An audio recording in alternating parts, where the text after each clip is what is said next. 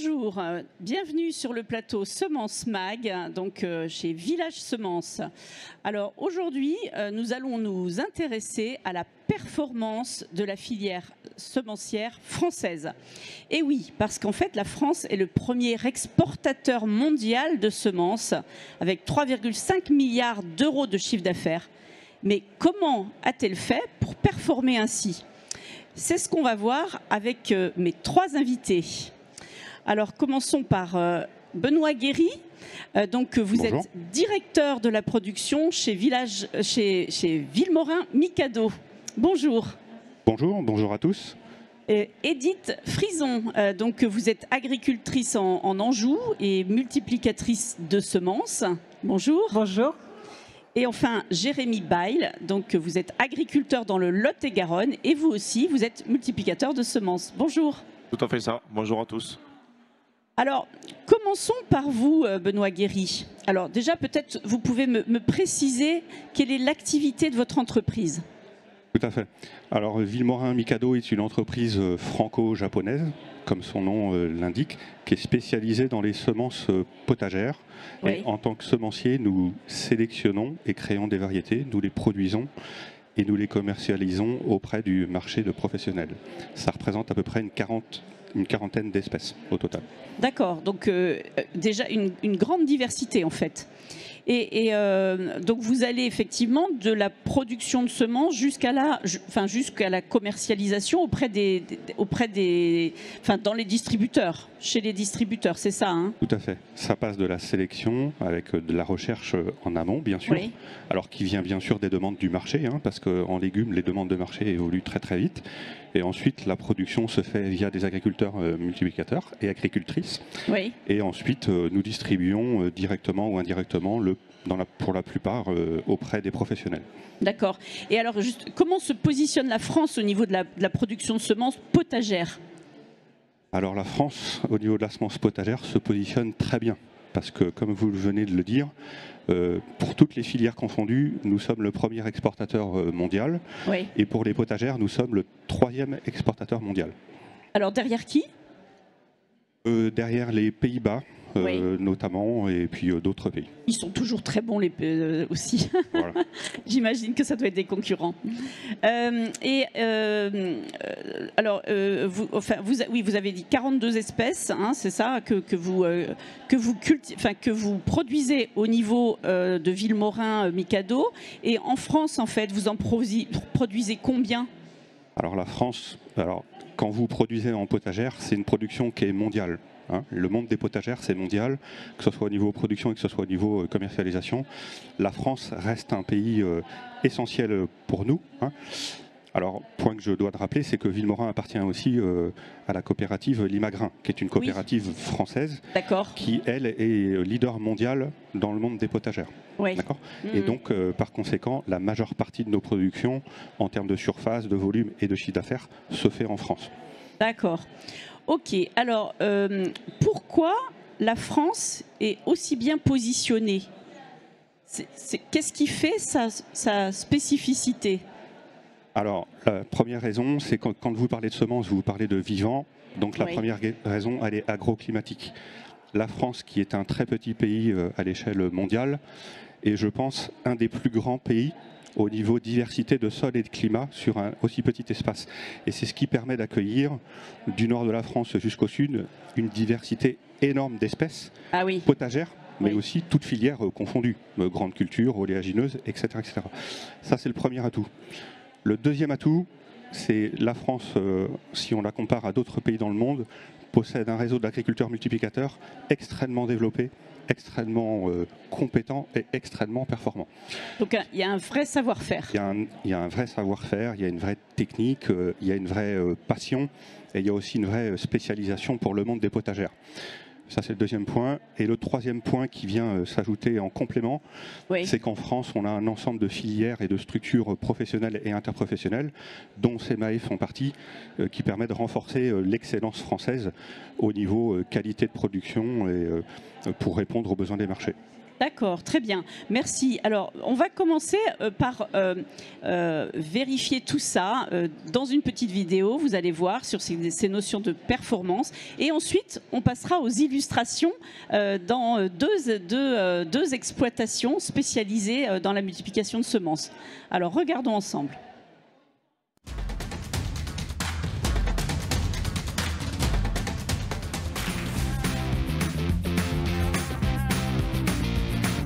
Qu'est-ce qui rassemble par une belle matinée de juillet un groupe de jeunes au beau milieu de la campagne du Lot-et-Garonne?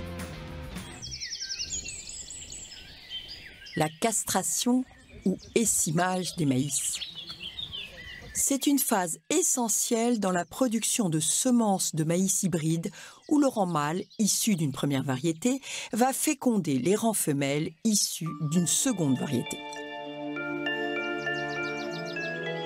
Les jeunes dans les champs, donc on les embauche l'été. Leur travail principal, ça va être d'enlever les fleurs des femelles. Donc un pied de maïs, voilà, il faut savoir qu'il s'auto-féconde. Donc on a l'organe femelle qui est l'épi de maïs, le futur épi. L'organe mâle qui est la fleur, la panicule. Donc en fait, nous ce qu'on cherche, c'est enlever la panicule, l'organe mâle, sur les plantes femelles pour que ce soit la plante mâle qui, via son organe mâle, pollinise l'épi de maïs. Donc la machine permet de faire 90% du travail dans certains cas, mais nous avons des parcelles où les sols ne sont pas homogènes, donc ce qui fait qu'on a des maïs de plusieurs tailles. Donc on va en couper certains avec la machine et d'autres ne seront pas du tout touchés. Donc seul le travail manuel peut permettre de réaliser le travail correctement. Donc là on retrouve un cornet, donc là il est ouvert, mais pour l'instant il ne dégage pas de pollen, donc c'est pas dangereux au vu de la conformité du règlement technique. Mais il est en dessous de la coupe de la castreuse, donc le producteur va devoir faire appel à du personnel pour justement enlever ce qui est en dessous de la coupe pour que le règlement technique soit conforme. Une production très surveillée, beaucoup de techniques et de savoir-faire, de nouvelles variétés moins consommatrices en eau et en produits phytosanitaires permettent à la France de se maintenir au premier rang des exportations européennes. À l'heure où le maïs est la première céréale produite au monde, on comprend mieux les enjeux liés à la production de semences. Et si on n'a pas de semences, on ne pourra pas produire de maïs derrière. Donc c'est vraiment très stratégique de détenir cette souveraineté-là et de ne pas la perdre surtout. D'où l'importance de rester à la pointe de la technologie et d'être leader dans cette production-là.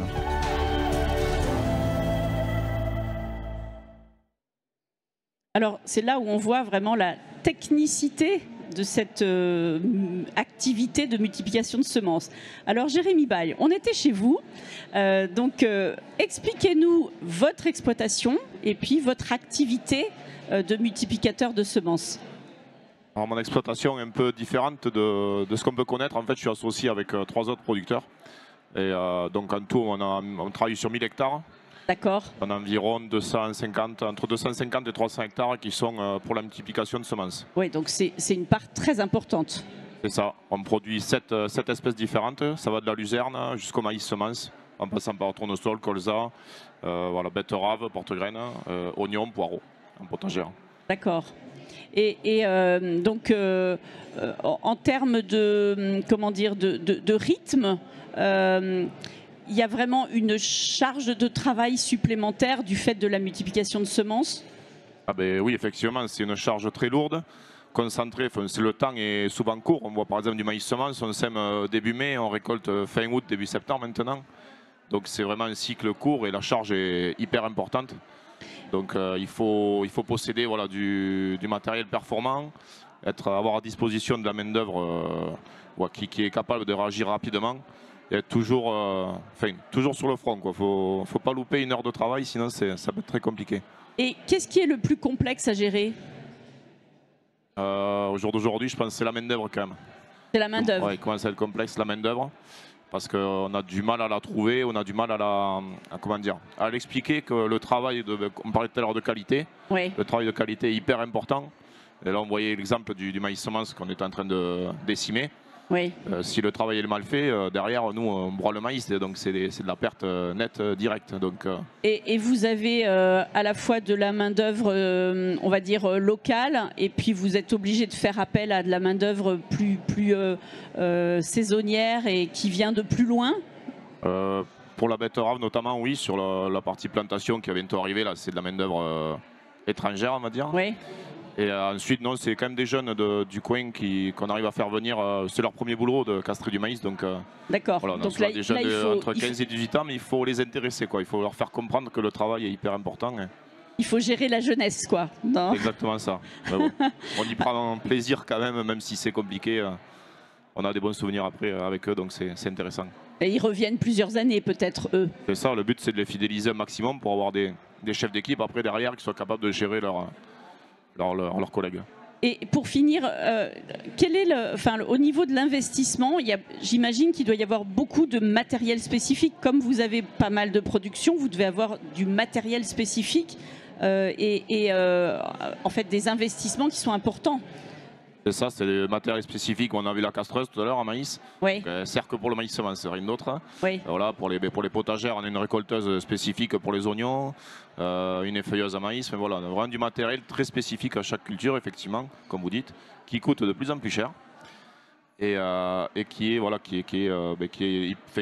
peut pas y passer à côté, quoi. Il faut si on n'a pas ce matériel, on ne produit pas de semences. Et pareil pour l'irrigation, c'est un point hyper stratégique et hyper important. Ah oui, alors vous me disiez au niveau de l'irrigation, l'investissement, quelle est la différence entre l'investissement pour une culture en multiplication de semences et du maïs conventionnel? C'est quasiment le double d'investissement. Sur un enrouleur par exemple, avec du maïs semence, vous faites 8 hectares. Oui. Le maïs conso à 15 hectares, vous arrivez à tenir la cadence d'arrosage. Il faut passer des variétés. On voit le cas en 2022, on passait tous les 3 jours en irrigation, 4 jours. Et on a la récolte qui a pas été bonne, donc c'est beaucoup d'investissements précis, quoi. Supplémentaires. Très bien, merci. Alors on va passer à vous, Edith Frison. Donc on change de région, on remonte un petit peu, on va vers l'Anjou. Alors expliquez-nous en fait votre exploitation et votre parcours. Alors moi je commençais par travailler en recherche, en sélection haricots pour commencer. Et il y a 5 ans, je me suis installée et j'ai monté des tunnels et on fait de la semence potagère sous abri. J'ai une partie en conventionnel et une toute petite partie en bio. Et votre spécificité, si je peux dire, c'est que vous faites vraiment que ça? Que de la semence potagère sous abri. C'est ça, d'accord. Donc là, c'est... Et alors, quelle est la liste de toutes les espèces que vous faites? La liste est un peu longue. Il y en a combien déjà? Je suis incapable de vous le dire parce qu'en fait tous les ans c'est différent. Ouais. Et là ça fait seulement 5 ans que je suis installée, mais tous les ans j'arrive à faire des nouvelles espèces parce que je pense que c'est important pour les rotations, c'est important aussi pour nous former, apprendre et découvrir de nouvelles choses. D'accord.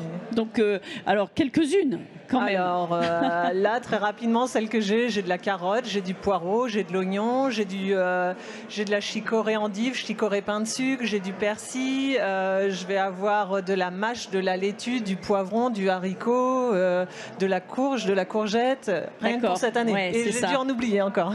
Et donc, en fait, la spécificité de ces espèces, c'est que ce ne sont pas, enfin, ce que vous récoltez, ce n'est pas ce qu'on mange. Non, pas du tout. C'est ça. Nous, on est des agriculteurs multiplicateurs et comme son nom l'indique, en fait, les sociétés de semences nous fournissent des plants ou des semences et on les multiplie. Et vous récupérez les graines, alors que voilà, le persil et on leur redonne. Voilà, on ne va pas jusqu'à la graine. Non, non. Et on dépasse le stade. C'est-à-dire que par exemple pour de la carotte, moi je vais planter des carottes qui sont bonnes à manger, je les plante et du coup après on les fait monter. Elles sont, on va dire environ 2 mètres de haut et on les récolte. Donc je vais les planter en janvier, je vais les récolter au mois d'août. D'accord. Pareil pour du radis, on va planter des radis bons à manger et après on les laisse pousser, monter. Ouais, donc voilà, on ne reconnaît pas. Du coup, on ne reconnaît pas les plantes. Non, c'est compliqué. Par rapport à ce qu'on connaît quand on les consomme, quoi. Exactement. D'accord. Et le fait de le mettre sous abri. Alors déjà, comment ça veut dire quoi être sous abri? Ça se présente comment? Alors, c'est des tunnels plastiques et ils sont fermés par des filets qu'on appelle des filets insectes-proof pour que les insectes ne circulent pas. Oui. Parce que pour produire, par exemple, dans le cas de Jérémy, du maïs, entre deux variétés de maïs, au niveau des champs, il y a des distances d'isolement pour que le pollen d'une variété n'aille pas sur le pollen d'une autre variété. Oui. Et nous, le fait d'être sous tunnel avec des filets, le pollen ne peut pas sortir du tunnel. D'accord, donc ça veut dire que vous pouvez en fait multiplier plusieurs variétés Exactement. plus proches parce que vous les protégez et que le pollen ne peut pas se diffuser, c'est ça? Exactement. Par exemple, sur mes 12 tunnels conventionnels, cela m'est déjà arrivé d'avoir 2 variétés de chou-fleur, 2 variétés de chou-rave, des variétés dont le pollen pourrait aller d'une variété à une autre. Et le fait d'avoir ces tunnels fermés, il n'y a pas de problème. D'accord, très bien. Merci pour ces éléments. Alors, je reviens vers vous, Benoît Guéry. Est-ce que vous pouvez me décrire où se trouvent les zones de production de semences pour vous où est-ce vous en avez un petit peu partout en France? Alors, pour Villemorin, Mikado, comme pour tous les semenciers en potagère, ouais. La production se fait à l'échelle mondiale. D'accord. C'est un premier point, pour différentes raisons. Alors, la première raison qui restera toujours la même, ce sont des questions agroclimatiques. Oui. Vous ne produisez pas une tomate au même endroit qu'un pois ou une carotte ou un maïs, par exemple. La deuxième raison, c'est aussi pour une question de répartition de risques. Là, en semences potagères, le risque est très élevé parce que les cycles qui vous ont été décrits sont quand même très longs. Hein, on va de graine à graine. Donc, même si la France est un pays très intéressant, si jamais on a des aléas climatiques au même endroit, on perd toute notre production. Bien sûr. Donc on est obligé de répartir le risque. Après, la production française, les principaux bassins, ça va être l'Anjou pour beaucoup de sous-abris. En Anjou, on va avoir la Beauce aussi pour le plein champ, hein, au sud de Paris. On aura le sud-ouest qui est une région très historique aussi, et puis un petit peu la vallée du Rhône. D'accord, ok. Alors, avec le changement climatique, ça a tendance à changer un petit peu. Hein. On voit des nouvelles zones apparaître, on remonte un petit peu plus au nord. Ça remonte un peu, d'accord. Vous voyez déjà ça? Oui. Alors, on commence à avoir des zones comme la Bretagne qui apparaissent et puis le nord de Paris aussi pour certaines espèces. Juste une autre question. On a parlé des problématiques main-d'œuvre. On sait aussi que ce sont des productions où on voit le nombre de molécules pour intervenir qui se réduit. Est-ce que la robotique peut être une solution et est-ce que vous commencez déjà à le voir se développer? Alors, en potagère, qu'on soit établissement semencier ou agriculteur multiplicateur, on est toujours en recherche de solutions. Oui, c'est une dynamique permanente. La création variétale est une des solutions qu'on va essayer de développer. Alors la mécanisation et la robotique peut être intéressante pour 2 niveaux. D'abord pour des problématiques de main-d'œuvre qui ont été très bien décrites tout à l'heure. Ça permet aussi de réduire les besoins de main-d'œuvre, mais ça permet aussi de réduire la pénibilité et de rendre aussi les travaux un peu plus attractifs. Ça, c'est important.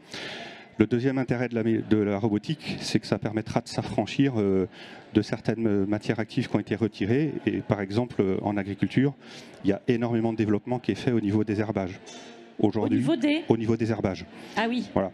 Aujourd'hui, on commence à pouvoir mettre des robots dans les champs qui sont complètement autonomes au niveau énergétique déjà. Donc, oui, c'est-à-dire que là, CO2, c'est zéro. On remplace le carburant liquide par de l'électricité. Voilà. Et aujourd'hui, il y a des techniques de caméra ou de détection qui permettent de s'affranchir de façon significative des prétentionnels. Voilà. D'accord, ok. Ça, c'est des solutions que vous imagineriez, peut-être Edith? Alors, moi, je dirais plutôt des fois pour analyser les maladies. Parce que des fois, on a les premiers symptômes et on a des doutes de savoir de quelle maladie il s'agit. Et de faire des analyses en laboratoire, des fois, ça permet d'avoir des résultats plus rapides et d'agir en conséquence. Vous utilisez déjà des outils d'aide à la décision Alors, comme ça? Ça nous est arrivé par le biais des sociétés de semences de faire des analyses sur les cultures. D'accord. Oui. Très bien. Alors, un dernier point. On a parlé tout à l'heure de l'organisation de la filière. Vous disiez tout à l'heure que vous aviez... Il y a une très bonne organisation en France. Est-ce que vous pourriez l'illustrer, peut-être, Jérémy? Vous travaillez donc dans un réseau? C'est ça exactement. Moi, de mon côté, je suis président d'un syndicat qui représente les producteurs de maïs semences du Lot-et-Garonne et une partie des Landes et Gironde. Oui. Et donc après, je suis représentant au niveau national de la GPM maïs semences. Voilà. Et ensuite, derrière, comme on disait tout à l'heure, en fait, c'est structuré via la FNPSMS. En fait, établissement et multiplicateur, on dit sont dans un même collège, quoi, en fait, pour discuter sur les problématiques qu'il y a, notamment semences, sur la main-d'œuvre, etc., irrigation. D'accord. Donc tous ces points-là vous aident en fait chaque multiplicateur de semences dans son métier. Et ça, après, le but, c'est de faire redescendre les problématiques et d'améliorer le quotidien des producteurs multiplicateurs. D'accord. Même chose pour vous. Alors vous, c'est la FNAMS. Alors moi, c'est la FNAMS, en effet. Vous pouvez dire ce que ça veut dire? Fédération nationale des agriculteurs multiplicateurs de semences. Oui. Et donc c'est pour toutes les semences, potagères et autres. Et on se réunit, on met en place des essais, on échange. Enfin, c'est très constructif. On échange pas qu'avec les multiplicateurs, mais également avec les sociétés de semences. Et après, il y a aussi un autre niveau. Il y a SEMAE aussi, qui représente toute la filière semences, qui nous aide pour le contrôle en culture, qui nous aide aussi dans la réalisation des essais, qui met en relation tout le monde. Enfin, d'accord, voilà. Très bien. Eh bien, écoutez, merci à tous les trois. Eh bien, voilà, Semence Mag, c'est fini. Et à demain. Merci. Au revoir.